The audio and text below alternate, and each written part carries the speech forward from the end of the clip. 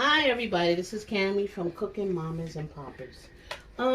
Last week I had said that we were going to do a cooking video weekly. Me and my sous chef Bria, my daughter, my youngest one. And at the time, Asia's currently videoing it for us. So, we're all involved in this. So today we decided to make our version of stewed chicken. Not like the classic southern stewed chicken where it cooks forever and you got the big brown sauce and everything like that. We're going to make it with some chicken cutlets, some skinless, boneless chicken that's been sitting in seasoning since early this morning, I should say. Maybe around 10 o'clock. And so we pre-seasoned this up and everything, so the seasoning is nice. We threw in some pepper, we threw in some garlic powder, we threw in some thyme, we threw in some oregano, and all other kind of spices that will give it a good seasoning with some apple cider vinegar. Not overdoing it, just a little bit, because apple cider vinegar also fills in for your salt content, so you don't have to add salt to your food unless you choose to. The other stuff usually has salt, so to give it the flavor you want. Now my sous chef here is going to take it from here. Bria? So first thing, we're going to put in some red pepper, and then we're going to put some garlic. Fresh garlic. Then we're going to add some scallions. As much as you want. We like to do a lot of flavor, so we do a lot of the seasonings. Add some onion.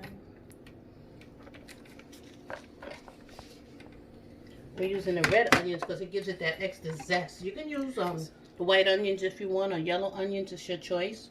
So next thing we're going to just put in tomato. We have tomatoes in it. Yes, those are vine ripe tomatoes. They have an extra spice and zest to them. But whatever you have is fine. Then we add in our peppers. Sliced up peppers that Asia and Bria diced up today. And then we're going to add in our sauce. Now that's our browning sauce. And has such a good scent to it. And Bria's going to take it from here. So we're just going to mix everything inside of the bin around, so that it's mixed up and each part adds the flavor. It looks good now. The rice ready to keep. No, I'm just kidding. And then we turn on our pot. Inside the pot we have a little bit of olive oil, but you don't need olive oil. You can use any kind of oil that you can find in your cupboard or that you find in the supermarket at this time. If you can't use olive oil, I'd suggest vegetable oil. You don't need a lot. We used about maybe a cup, but we're using a huge pot so that all that could cook down nice. So what we first do is we put it in the pan to first fry it, and then we add the peppers and the seasoning in it.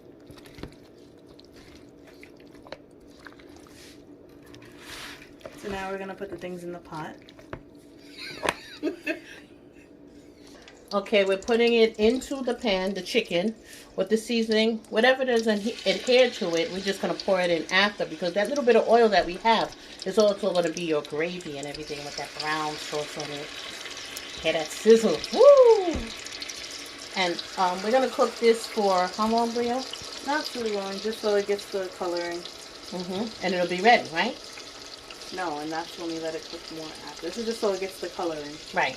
And then you're going to put a cover it and simmer it. Yes. For like maybe a half an hour. So there might be a slight pause, you know, for a while from us. But at the same time, we'll be preparing the rice. I don't usually make a vegetable with this because we have all of the peppers and everything in it already. That looks really good, Brie. Thank you. Such a help to have a sous chef and have two sous chefs at hand, especially in a time like this. I know a lot of people are home and trying to figure out what to make and trying to make things different, but things that are easy also doesn't take a lot of time and will fill up the whole family's stomachs, you know. And you can even go over for some more later on, you know. I used chicken thighs, boneless, skinless, because it's easier. You don't have all of that skin and all of that stuff. You just clean it out and soak it, and you know, soak it in lemon and vinegar a little bit, and then pour that off. And you know, after you rinsed it and cleaned all the nastiness off of it, you know, I just got to keep it real. That's how it is.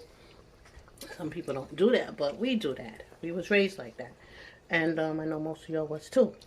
So, Bree is diligently working here, making that nice. I use a huge pot because it lets it lay all in there and it cooks at the same amount of time.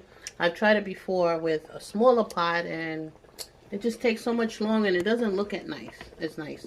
So we're done putting the chicken inside of the pot. So first we're going to let it brown on one side. And once it browns on the one side, we're going to flip it over so the other side can get browned as well. We'll be back shortly.